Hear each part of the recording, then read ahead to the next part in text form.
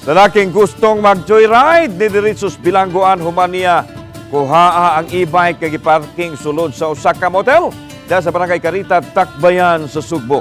Ano ang report? Nabalhog karon sa detention cell sa Mabulo Police Station ang 21 anyos nga si Justin Gules. Human manguha og e-bike nga giparking sulod sa usa ka motel sa barangay Carita, Tacbayan sa Sugbo kaganinang kadlawon. Giangkon sa suspek nga kuyog unta niya ang iyang hinigugma nga musod sa aron magpalabay sa panahon apan diha nakita nila ang usa ka e-bike nga gaparking. Nakahukom sila nga mag-joyride na lang gamit niini. Pag-agi naman nakita mo na moto niya ana ko mo manuroy lang tanin niya di lang magkuha ni. Mato nakita mo na mo siya ang e-bike. Among gidrivean. Yeah.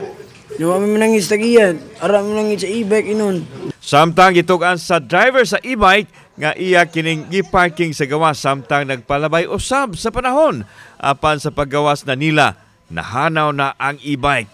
Busa nagpatabang siya sa kapulisan sa Mabulo nga daling nakaresponde og nadakpan ang suspect.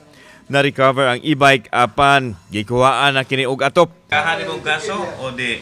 Ako an kaning Kaso, di na pahinga. Thailand. Thailand mo. Ano ya? Oh. Mga pasaylo. Dipindi sa tingali sir kay usa po na ni sir.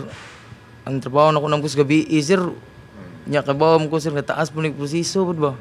Samtang gipadayag sa suspect nga wa siya magbasol sa iyang gihimo kay naanad na kuno siya sa bilangguan.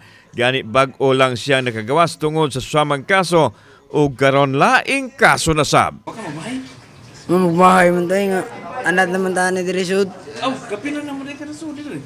Opat na sir. Mopile yung sa kaso anyway, naka-execute na sa kapidabit, ready for inquest na. Kauban si Clover Lumayag, ako si Alan Domingo. Balitang Bisdak.